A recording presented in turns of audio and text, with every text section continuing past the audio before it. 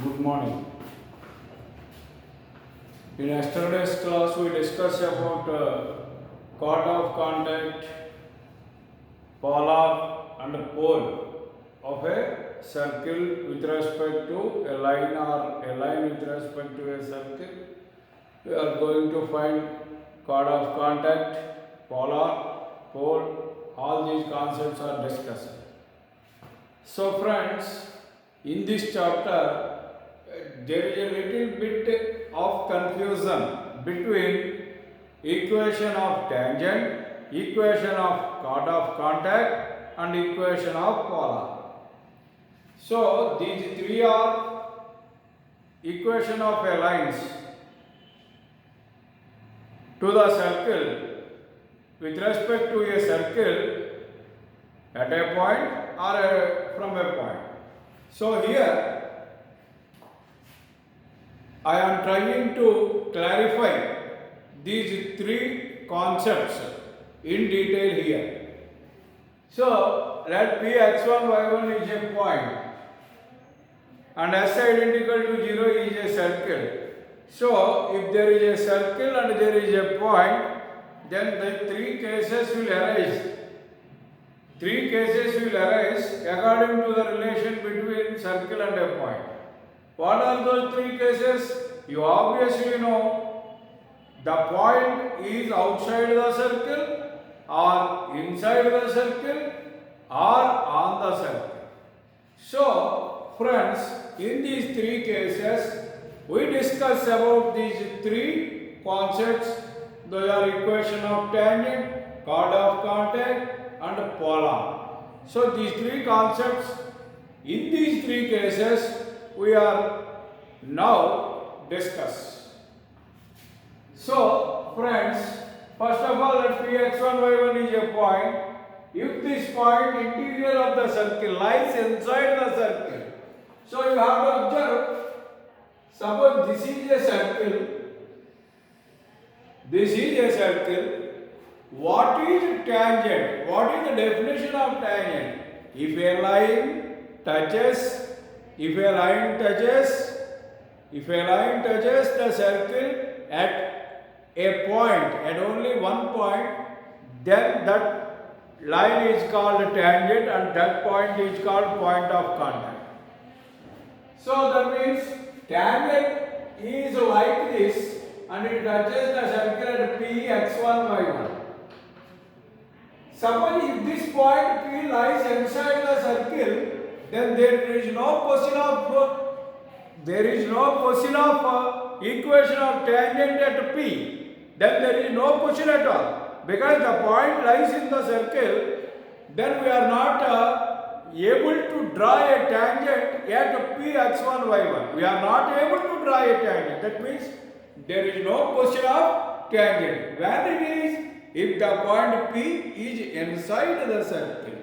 So that's why if Px1, y1 is interior of the circle, then the tangent at P does not exist. On the circle, what is in the second case? On the circle. Suppose if it is on the circle like this, if it is in the circle like this, then what we do? We draw a tangent here at Px1, y1. Then it is possible. And that is possible. And what is that equation? So it is possible tangent at P, and that equation is nothing but S1 equal to 0. S1 equal to 0. Suppose exterior of the circle. Suppose if point is not inside or on, but here the point P lies. If the point P lies here means outside the circle, then what we do? We cannot able to draw a tangent at P. Suppose if a line passing through this P, at P means this P must be point of contact. So it is not also possible. So friends, clearly you have to observe one thing in the case of equation of tangent. So equation of tangent is possible at P only if the point P lies on the circle. So if the point P lies on the circle, then only tangent at P is possible. And in the remaining two cases, where the point P lies inside the circle or outside the circle, there is no question of equation of tangent. This is the concept about tangent. Understand? Next I go to discuss chord of contact. So friends, once again I remember you the concept of chord of contact. Once again I have to remember you. So what is chord of contact? What is the definition of chord of contact? So see, let I say equal to 0 is a circle and Px1 y1 be any point. Px1 y1 be any point outside the circle here. Then we draw two tangents from this P. We have to draw two tangents from this P to the circle. These two touches circle at A and B. Then the line joining the points A and B, the secant joining A and B is called chord of contact. So chord of contact అంటే ఒక circle ఉంటుంది. Suppose Px1 y1 అనే point ఏదైనా circle కి బయట exterior గా ఉన్నప్పుడు ఆ పాయింట్ నుంచి సర్కిల్ కి రెండు టాంజెంట్స్ గీసినప్పుడు ఆ రెండు టాంజెంట్స్ సర్కిల్ ఏ బి అనే పాయింట్ల వద్ద టచ్ చేసినట్టయితే ఆ ఏబిని కలుపుతా గీసిన లైన్ ఏమంటారంటే chord of contact అని అంటారు. దీన్ని chord of contact అంటారు ఈ line. So suppose if the point P lies inside the circle, now we discuss. If the point P lies inside the circle, then it is unable to draw tangents to that circle. అంటే point P అనేది కనుక circle లోపల ఉంటే ఆ point నుంచి ఈ circle లోపల P అనే పాయింట్ ఇక్కడ ఉందనుకోండి, దీని నుంచి సర్కిల్ టాంజెంట్స్ గీయమంటే ఆ పాయింట్ P నుంచి రెండు టాంజెంట్స్ గీయమంటే గీయలేము. బికాజ్ ఆ point it self lies in the circle కాబట్టి. అదే ఆ పాయింట్ P బయట ఉంటే ఎన్ని గీయగలుగుతాం? రెండు టాంజెంట్లు గీయగలుగుతాం కాబట్టి రెండు పాయింట్ ఆఫ్ కాంటాక్ట్లు ఫార్మ్ అవుతాయి. రెండు పాయింట్ ఆఫ్ కాంటాక్ట్ ఉన్నాయి కాబట్టి ఆ రెండు పాయింట్ ఆఫ్ కాంటాక్ట్ ని కలుపుతా వచ్చే లైన్నే chord of contact అంటారు. కాబట్టి ఒకవేళ P కనుక ఇంటర్నల్ గా ఉంటే లోపల ఉంటే ఏమవుతుందండి? Does not exist. chord of contact మనం గీయలేము. P లోపల ఉంటే గీయలేము, P బయట ఉంటే గీయవచ్చు. So and the equation is S1 = 0. ఇక్కడ ఎక్స్టీరియర్ గా ఉంటే chord of contact గీయగలుగుతాం. ఎగ్జాంపుల్ ఇలా ఇంకొక రెండవ కేసు ఉంది. ఏంటి? ఇప్పుడు the point P lies on the circle. అప్పుడు కూడా మీకు ఒక కండిషన్ చెప్పాను. P కనుక సర్కిల్ మీద ఉందనుకోండి, దెన్ ద టూ టాంజెంట్స్ ఇక్కడ ఉన్న ఈ రెండు టాంజెంట్స్ ఏమవుతాయి? కోయిన్సైడ్ అయిపోయి ఇలా అవుతుంది టాంజెంట్. ఇది P అవుతుంది. సో ఈ tangent it self as a chord of contact అంటారు. కాబట్టి ఆన్ ద సర్కిల్ ఉన్నా కూడా chord of contact అంటే టాంజెంట్ కి తేడా లేదు. సో ఈ chord of contact becomes tangent when the point P lies on the circle. కాబట్టి ఈక్వేషన్ ఏమవుతుంది? S1 = 0. కాబట్టి టాంజెంట్ ఏమో రెండు సందర్భాల్లో సాధ్యం కాదు. P అనే పాయింట్ ఇంటర్నల్ గా ఉన్నా ఎక్స్టర్నల్ గా ఉన్నా టాంజెంట్ గీయలేము. ఓన్లీ సర్కిల్ మీద ఉంటేనే టాంజెంట్ అనేది ఉంటుంది. దానికి ఈక్వేషన్ S1 = 0. కానీ chord of contact విషయానికి వచ్చేటప్పటికి ఒక్క సందర్భంలో మాత్రమే chord of contact మనం గీయలేము. ఎప్పుడు పాయింట్ లోపల సర్కిల్ లోపల ఉంటే chord of contact అనేది ఎగ్జిస్ట్ అవ్వదు. సో బయట ఉన్నా లేకపోతే సర్కిల్ మీద ఉన్నా పాసిబుల్ అవుతుంది. బయట ఉంటే ఎలాగనేది కాన్సెప్ట్లోనే చూసాం. So equation S1 = 0. అదే లోపల కనుక ఆ సర్కిల్ మీద కనుక ఉంటే ఇక్కడ ఒక ఇంట్రెస్టింగ్ కేసు ఏంటంటే, సర్కిల్ మీద కనుక పాయింట్ ఉండి chord of contact అడిగితే nothing but chord of contact వేరు, equation of tangent at P వేరు కాదు. So chord of contact tangent at P గా మారిపోతుంది.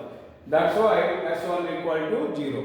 సో ఈ కేసులో ఆన్ ద సర్కిల్ కేసులో equation of tangent equation of chord of contact రెండు ఒకటే. ఇప్పుడు మూడవది పోలార్కి వస్తున్నాం. సో పోలార్ కాన్సెప్ట్ గురించి కూడా నేను చాలా క్లియర్గా మీకు ఎక్స్ప్లెయిన్ చేశాను.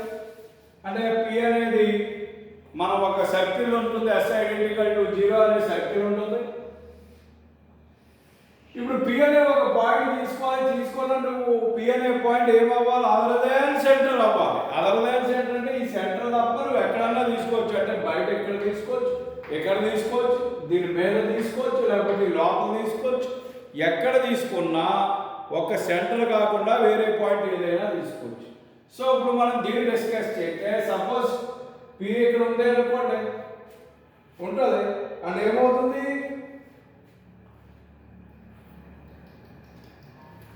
పి ఇక్కడ ఉంది అనుకోండి, లోపల ఉంది అనుకోండి, ఏమవుతుంది?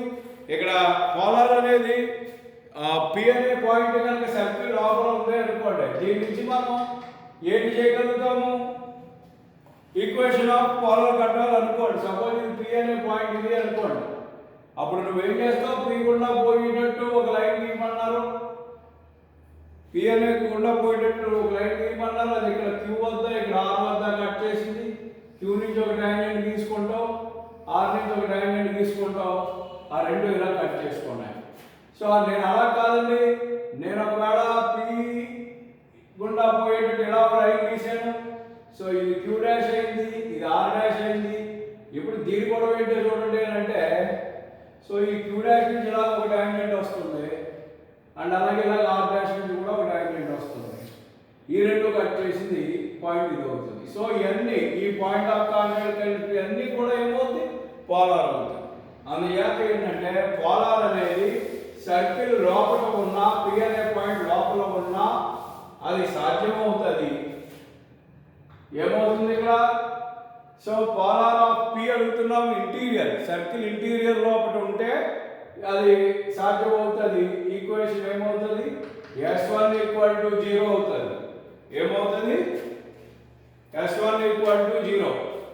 ఇంటీరియర్ గా ఉన్నప్పుడు ఖచ్చితంగా పి ఏమవ్వాలి? P is different from centre.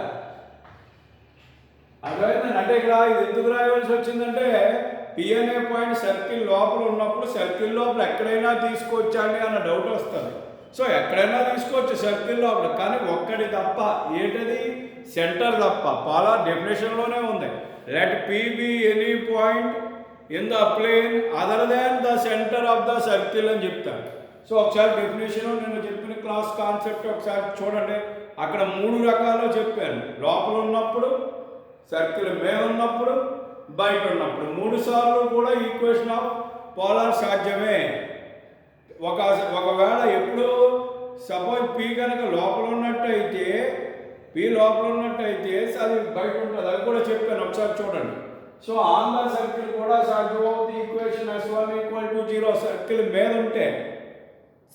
మీద ఉంటే, అది కూడా ఇదవుతుంది.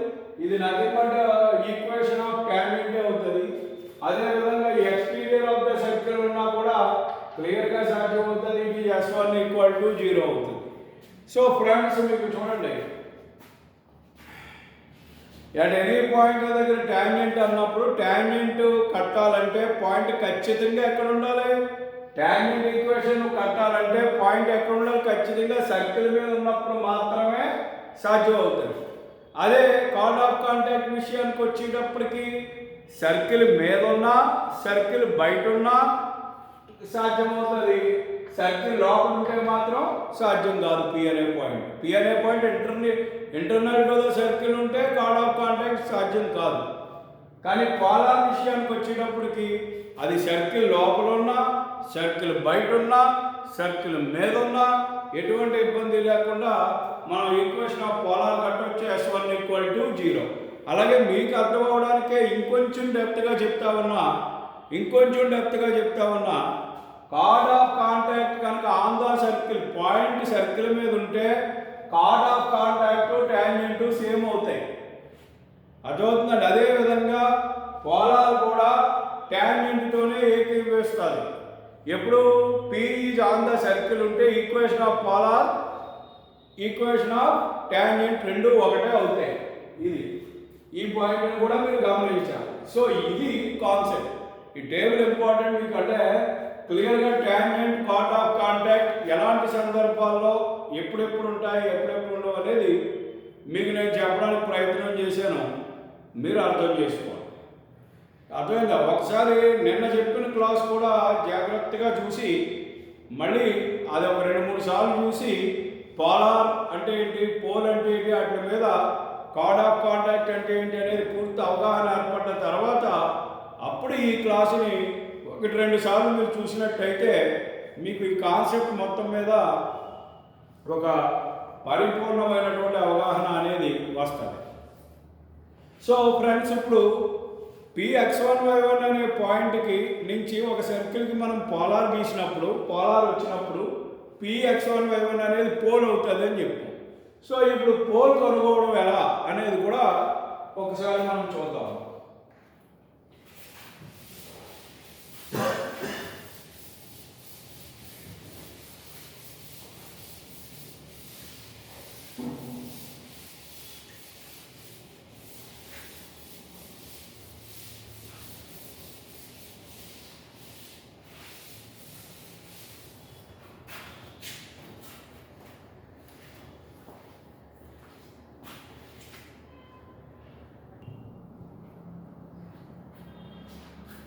So, pole అంటే చూద్దాం. ఈ సంఖ్యలోని the pole of Lx plus My plus M equal to 0 with respect to the circle x square plus y square equal to a square is minus a square m by n comma minus a square m by n.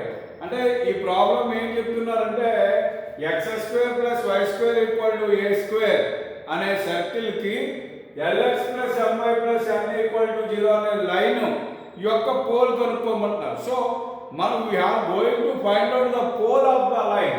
So to find the pole of this line, if it has a pole, then this line must be polar. It is ఏమవుతుంది, polar అవుతుంది. So ఒక line ఒక circle ఇచ్చి pole అడుగుతున్నారు. So అప్పుడు మీరు ఏం చేయాలంటే, మీకు తెలియదు కాబట్టి ఇక్కడ పోల్ కట్టాలి కాబట్టి let Px1, y1 be the pole of Lx plus My plus n equal to 0 అనుకుందాం. సో ఎప్పుడైతే Px1 y1 అనేది దీనికి పోల్ అవుతుందో ఇది ఏమవుతుంది, పోలార్ అవుతుంది. సో దీని అలా ఉంటుంది, ఇది పోలార్ ఈక్వేషన్. ఇది ఏది Lx plus My plus n equal to 0.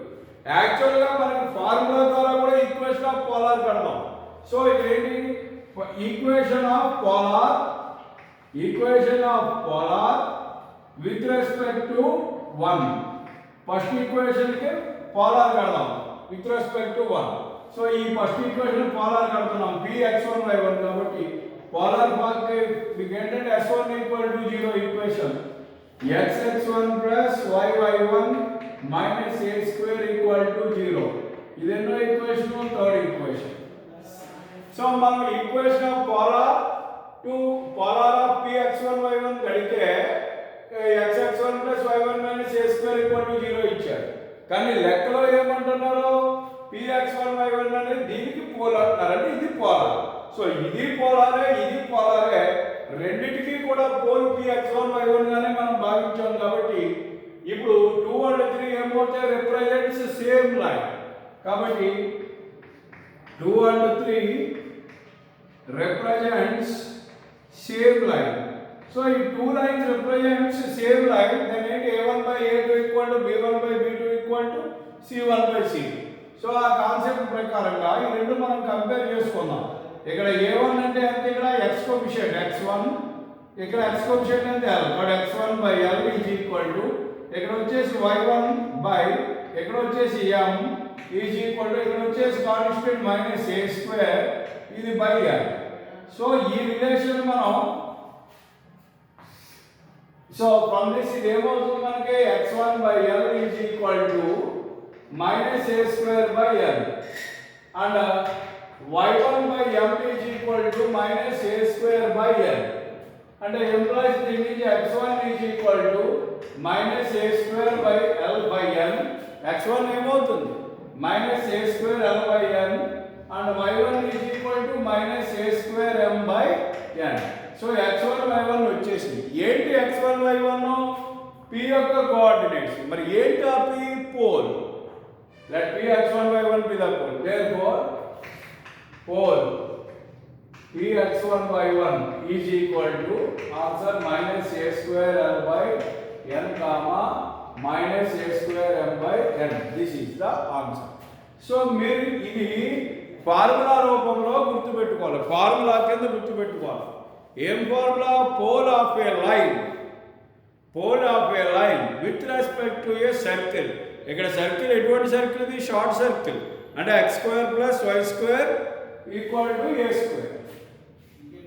ఈ ఫార్ములా ఉన్న సర్కిల్కి LX plus MY plus n equal to 0 అనే లైన్ యొక్క పోల్ కట్టుకోమంటే ఇది ఈ ఫార్ములా, లేదా ప్రొసీజరల్గా ఇలా. ఇది గుర్తుపెట్టుకోవాలి, ఫార్ములా గుర్తుపెట్టుకోండి, లేదా ప్రొసీజరల్గా చేయండి, ఏదైనా కూడా ఇబ్బంది లేదు.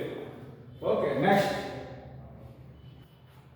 నెక్స్ట్ ఇప్పుడు అలాగే ఒకవేళ ఇన్ కేసు ఇక్కడ సర్కిల్ కనుక పెద్ద సర్కిల్ ఇస్తే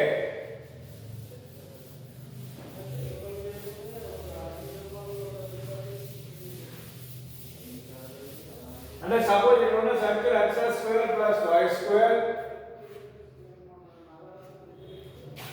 plus 2gx plus 2fy plus c equal to 0 కింద ఇస్తే ఈస్ దీనికి ఏమవుతుంది? ఇప్పుడు పోల్ ఏమవుతుంది అనేది ఇక్కడ ప్రశ్న. ఏమవుతుందంటే minus G plus LR square by LG plus MF minus N comma minus F plus MR square by LG plus MF minus N. This is the pole.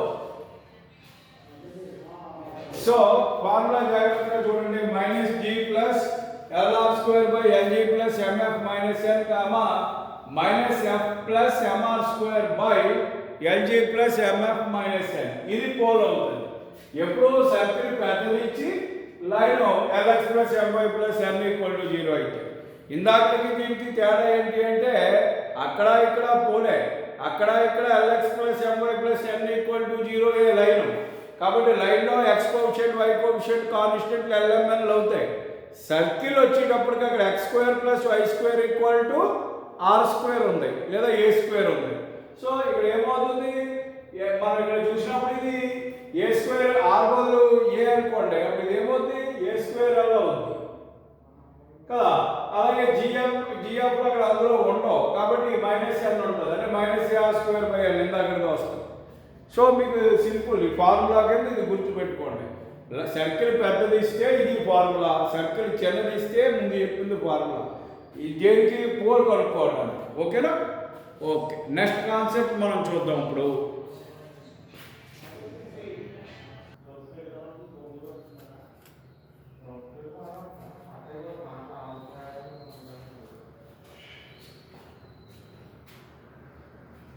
So next concept is conjugate points and conjugate lines. So what are conjugate points and what are conjugate lines? దీనికి ముందు what is polar అంటే ఏంటో చూసాం. So ఇప్పుడు conjugate point అంటే ఏంటంటే suppose 2 points P and Q are set to be conjugate. ఇప్పుడు 2 points P Q అనే 2 పాయింట్స్ ఉన్నాయి. ఈ 2 పాయింట్స్ని ఒక సర్కిల్ ఎస్ ఐడెంటికల్ టు 0 దృష్ట్యా కాంజుగేట్ పాయింట్స్ అని చెప్పాలంటే ఏమవ్వాలి? ఈ సర్కిల్కి P నుంచి పోలార్ కడితే, ఈ సర్కిల్కి P నుంచి పోలార్ కడితే ఆ పోలార్ మీద Q అనే పాయింట్ కనుక ఉంటే, ఈ సర్కిల్కి P నుంచి ఈ సర్కిల్కి ఎస్ ఐడెంటికల్ టు 0 అనే సర్కిల్కి P అనే పాయింట్ దగ్గర పోలార్ కట్టొచ్చు. ఈక్వేషన్ S1 ఈక్వల్ టు 0 కడితే P పాయింట్ ఇచ్చేసి ఈక్వేషన్ కడితే S1 ఈక్వల్ టు 0 పోలార్ వస్తుంది. వచ్చిన పోలార్లో Qని సబ్స్టిట్యూట్ చేస్తే అది సాటిస్ఫై అయింది అనుకోండి, 0 ఈక్వల్ టు 0 అయింది అనుకోండి, అప్పుడు the points P and Q are set to be conjugate points. So same rule vice versa also. Vice versa means suppose అదే సర్కిల్కి Q x2 y2 ద్వారా పోలార్ కట్టి ఆ వచ్చిన దాంట్లో P పాయింట్ వేసినప్పుడు కూడా సాటిస్ఫై అవుతుంది. అప్పుడు ఆ 2 పాయింట్లు P అండ్ Q ఏమవుతాయి? కాంజుగేట్ అవుతాయి. కాబట్టి కాంజుగేట్ పాయింట్స్ అంటే ఏంటి? ఒక సర్కిల్కి ఒక పాయింట్ ద్వారా పోలార్ కట్టినప్పుడు ఆ పోలార్ మీద రెండో పాయింట్ ఉన్నట్లయితే అటువంటి పాయింట్స్ ఏమంటారంటే కాంజుగేట్ పాయింట్స్ అంటారు. So this is called the conjugate points. అదేవిధంగా ఇప్పుడు దీనికి ఒక ఫార్ములా కూడా మీకు చెప్తున్నాను. The condition that the 2 points P x1 y1 and Q x2 y2 are said to be conjugate with respect to s identical to 0. s identical to 0 ద్వారా ఆ రెండు పాయింట్లు కాంజుగేట్ అంటే ఏమవ్వాలి? s12 ఈక్వల్ టు 0 అవ్వాలి. ఏమవ్వాలి? s12 ఈక్వల్ టు 0 అయితే ఆ పాయింట్స్ ఏమంటారంటే కాంజుగేట్ పాయింట్స్ అని అంటారు. ప్రాబ్లం చెప్పినప్పుడు ఇంకా క్లియర్గా మనం చూద్దాం. Next conjugate lines. Conjugate lines అంటే ఏంటి? సపోజ్ ఒక సర్కిల్ ఉంది, రెండు లైన్స్ ఇచ్చారు, ఈ రెండు లైన్స్ కాంజుగేట్ లైన్స్ అవుతాయా అవ్వా అని అడుగుతున్నారు. అప్పుడు మనం ఏం చేయాలి? ఇందాక చెప్పినట్టుగా సర్కిల్కి ఒక లైన్ తీసుకుని ఆ లైన్ దృష్ట్యా సర్కిల్కి పోల్ కడతాం. సపోజ్ ఆ లైన్ దృష్ట్యా సర్కిల్కి పోల్ కట్టి ఆ వచ్చిన పోల్ సెకండ్ ఈక్వేషన్ మీద ఉంటే, అంటే ఆ పోల్ని తీసుకెళ్ళి ఎదురయ్యాలి, సెకండ్ ఈక్వేషన్లో వేయాలి. వేస్తే అప్పుడు 0 ఈక్వల్ టు 0 కనుక వచ్చినట్లయితే ఆ given two lines are said to be conjugate lines. కాబట్టి అదే చెప్తున్నాం. Be a circle with radius r and l1x plus m1y plus n1 equal to 0, l2x plus m2y plus n2 equal to 0 be two lines which are conjugate to s identical to 0. అంటే nothing but ఈ circle కి ఈ line తీసుకో, l1x plus m1y plus n1 equal to 0 లో pole కట్టు, ఓ point వస్తుంది pole, అది తీసుకొచ్చి సెకండ్ దాంట్లో 0 ఈక్వల్ టు 0 అవ్వాలి. సో ఇదంతా చేస్తేనే వచ్చే కండిషన్ ఇది. ఏంటి కండిషన్? r². r అంటే దీని నుంచి రేడియస్కి వచ్చారు. l1 l2 plus m1 m2 ఇవేంటి? లైన్లో కోఎఫిషియంట్ xy వచ్చేస్తాయి. Is equal to l1g plus m1f minus n1 into l2g plus m2f minus n2. So ఇవేంటి అంటే l1 m1 m1 l2 m2 n2 అలాగా లైన్లో కోఎఫిషియంట్స్. ఇంకా జిఎఫ్ ఏంటంటే సర్కిల్ నుంచి వస్తాయి. సో అప్పుడు ఇందులో సబ్స్టిట్యూట్ చేస్తే సాటిస్ఫై అయితే అవి ఏమవుతాయంటే కాంజుగేట్ లైన్స్ అవుతాయి. అలాగే ఒకవేళ సర్కిల్ కనుక x² plus y² equal to a² అయిందనుకోండి, ఇదే కండిషన్ వస్తుంది ఇక్కడ. కాకపోతే ఇక్కడ సర్కిల్లో g లేదు, f లేదు, c లేదు, ఇవన్నీ జీరోలు అయిపోతాయి. కాబట్టి g 0 అయితే ఈ పదం మొత్తం ఈ రెండు జీరోలు అయిపోతే మైనస్ n1, ఈ రెండు జీరోలు అయిపోతే minus n2, minus n1 into minus n2 plus n1 n2. So ఇదే కండిషన్. r1 ఇక్కడ ఏ ఎందుకు వచ్చింది? రేడియస్ ఏముంది? ఇక్కడ a² ఉంది. సో ఇక్కడ a² వచ్చింది. అర్థమైందా? సో ఇది కండిషన్స్. కాబట్టి కాంజుగేట్ పాయింట్స్ అంటే రెండు పాయింట్స్ ఒక సర్కిల్కి కాంజుగేట్ అవుతాయి అంటే అర్థం ఒక పాయింట్ ద్వారా ఆ సర్కిల్కి పోలార్ కట్టి ఆ వచ్చిన పోలార్లో రెండో పాయింట్ వేస్తే 0 ఈక్వల్ టు 0 అవ్వాలి. అప్పుడు అవి కాంజుగేట్ అవుతాయి. ఎనీ పాయింట్ నువ్వు తీసుకుని పోలార్ కట్టు, రెండో పాయింట్ని సబ్స్టిట్యూట్ చేయి, 0 ఈక్వల్ టు 0 రావాలి. అది కాంజుగేట్ పాయింట్స్. కాంజుగేట్ లైన్స్ అంటే ఏంటి? రెండు లైన్స్ ఇస్తారు, ఒక సర్కిల్ ఇస్తారు, కాంజుగేట్ లైన్స్ అవునా కాదా అని అడుగుతారు. యాక్చువల్గా కాంజుగేట్ లైన్స్ అవ్వాలి అంటే అర్థం ఈ ఒక దాని యొక్క పోల్ గుండా రెండో లైన్ పోవాలి. కాబట్టి సర్కిల్లో రెండు లైన్స్లో ఏదో ఒక లైన్ తీసుకుని ఆ సర్కిల్కి ఆ లైన్ దృష్ట్యా పోల్ కట్టి వచ్చిన పోల్ని రెండో లైన్లో వేస్తే 0 ఈక్వల్ టు 0 అవ్వాలి. లేదా ఈ కండిషన్ ఏంటి? రెండు పాయింట్లు కాంజుగేట్ పాయింట్స్ అయితే కండిషన్ s12 ఈక్వల్ టు 0 డైరెక్ట్గా చేయడానికి ఈజీగా ఉంటుంది. అలాగే రెండు లైన్స్ కాంజుగేట్ లైన్స్ అయితే ఈ కండిషన్ మీరు గుర్తుపెట్టుకున్నట్టయితే ఇది ఈజీగా ఉంటుంది. So these are the important concepts. Okay, next ఈ కాన్సెప్ట్స్ అన్నింటి మీద అంటే మనం చూసింది angle between the tangents, part of contact, polar, pole and different conditions, conjugate points, conjugate lines and ఇవన్నీ కూడా మనం చూసాము ఇప్పుడు. సో ఇవన్నీ బేస్ చేసుకుని ఉన్నటువంటి ప్రాబ్లమ్స్ని మనం నెక్స్ట్ క్లాస్లో చేయబోతాం. So you have to see yesterday's class and today's class 2 or 3 times. 2-3 సార్లు చూడండి. నిన్న ఈరోజు క్లాస్ని చూసినట్లయితే మీకు కాన్సెప్ట్ ఈజీగా అర్థమవుతుంది. అప్పుడు రేపు చేసే ప్రాబ్లమ్స్ చాలా ఈజీగా ఉంటాయి.